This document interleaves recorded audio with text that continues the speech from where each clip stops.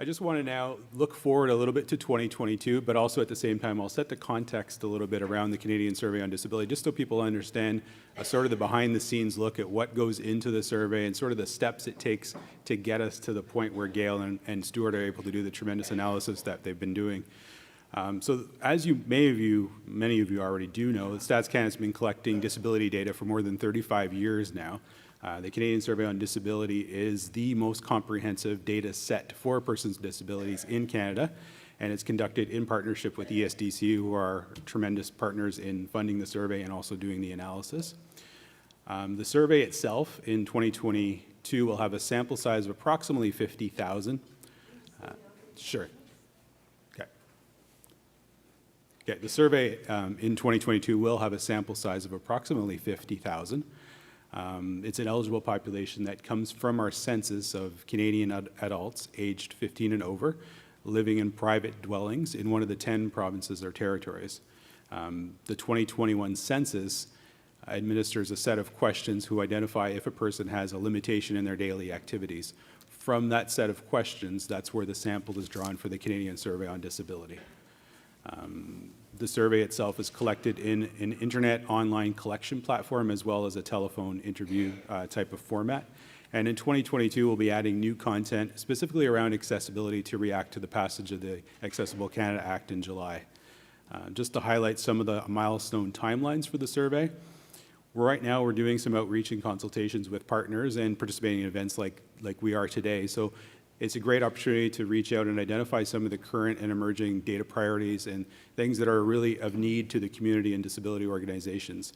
So that work is being basically starting now and will continue into the spring of next year, at which point we'll start the development of the survey questions themselves and then begin a period of testing. All questions, as I'll show in my next slides, are rigorously tested at Stats Canada and must pass a series of very rigorous tests in order to make it onto the survey at the end of the day. The collection for the survey in 2022 will be the first half of 2022, starting in January, at which point, when collection finishes, we'll begin processing the data and then have it released about a year later. So we can go to the next slide. So the core themes, I'll just highlight some of the core themes of the survey that are sort of the core content that creates the questions. So essentially we have questions on aids and assisted devices, which identify which devices people use, which devices people need, and if they do not have these devices, we identify what's the barrier that's preventing them from getting these devices, whether it's cost or availability or accessibility. We identify these types of information up front in the survey. We also have core content around labor force activities. There are many of the same questions that appear on the labor force survey at Stats Canada. But we identify, again, if a person is employed, in which industry occupation. We also collect information on employment equity, which is legislated by law in the survey. So there's some questions there around workplace accommodations and if people have the accommodations they need in order to participate in the labor force. We also have a series of questions on education and educational experiences of persons with disabilities, whether or not they're still in school and what sort of accommodations, again, they need in school. We also collect information on supports and therapies and if people are using medications or if they can't get the medications that they need. Again, what's the barrier that's preventing them from getting access to these services and medications, which is a key component of the survey. Finally, towards the end of the survey, we have a series of questions on self-rated health, access to the internet, and other questions. And this is where we may see some questions on accessibility also sort of fit into the sort of core content of the survey. Finally, at the end of the survey, we end up linking to the tax files, which adds information around income of respondents, which is very useful, again, in our analysis. So just a little peek behind the scenes of the questionnaire design process. How do the questions actually make it onto the survey? We go through a series of steps at Stats Canada, and we ensure that all questions are adequately tested. This includes testing within Stats Canada, within the groups that are working on the survey development, as well as external testing that takes place in cities across Canada in both English and French in a series of qualitative testing rounds that we do with our questionnaire design folks. We have to ensure that the questions are very easy to administer, both over the internet as well as on the telephone. So since we have multiple modes of collection, these questions have to be very easy to administer. And also, again, collect accurate information. If the questions are misleading or inaccurate in their design, If there's a flaw in that, it'll be inherent in the information that we collect, and the analysis that we do won't be quite as useful as it is intended to be. We also have to ensure that questions are easy to process and we're able to produce the data set as quickly as possible. And again, questions have to be respondent-friendly and interviewer-friendly, so respondents can complete the surveys on their own at home or over the telephone with the help of an interviewer. Just a quick look at some of the design players that go into making questions. So we have the survey managers, such as myself. We have our external clients, and we also have our collection partners who build the application, collect the data, and then process it for us. And I'll just highlight our questionnaire design resource team are the people that we work very closely with to design the questions, and they're the folks that also review and test the questions, and ultimately at the end of the day, they have the approval or the recommendation to send that for approval to our chief statistician, who approves the survey content. So he's a very key component of the survey. And just the last slide before. Again, just some considerations as we're starting to think about questions around accessibility and adding new questions to the survey. We just have to ensure that we meet several considerations, that questions are relevant, that they're simple, that they're easy to read. Short is always better, as we usually say. And if we can ever find questions that already exist on other surveys, that's very useful because we can sort of skip some of the testing steps along the way and ensure that the question works, and then we have a benchmark for data on other surveys as well. And again, the most important thing also is to minimize the respondent burden, because at the end of the day, if a respondent is on the telephone being asked a series of questions, we want to make sure that we get to the end of the survey, we make it as easy on the respondent as possible, and we get the data that we want to collect. So without further ado, I'll hand the microphone over to Pamela, who will talk a little bit about the accessibility module that we're hoping to add to the survey in 2022. Thank you, Mike.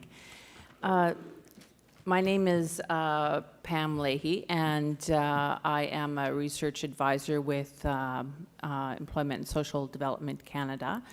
And I am working with Gail from Disability. I work in accessibility. So together we're working with StatsCan, as Mike mentioned, to develop a module for accessibility that will go on the 2022 CSD.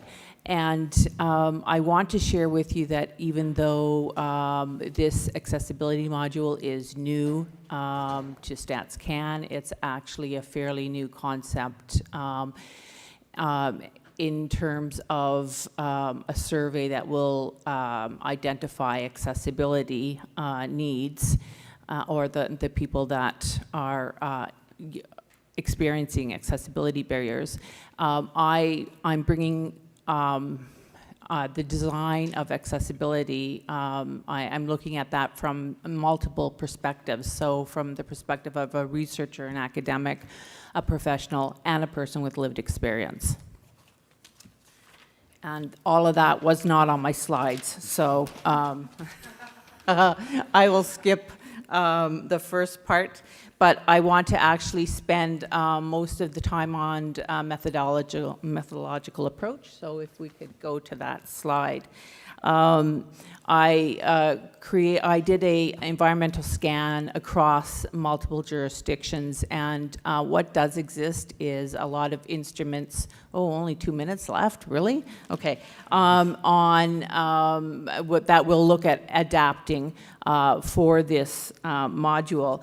But really, our vision is to have a module that embeds the principles of equality and independence and choice that we see in the human rights legislation, the ACA that has been created right now, and the UN CRPD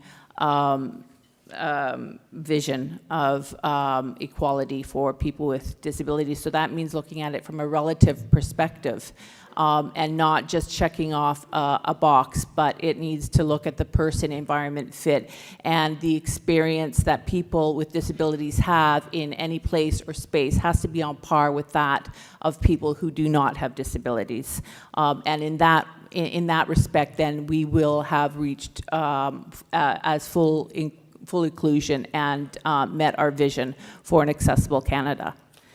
I just wanted to mention that this module is only part of a data strategy that is happening across the Government of Canada in multiple branches and divisions. Of course, consideration for this module, as Mike said, we will look at the content that already exists, and what we can take from that and adapt that for our needs.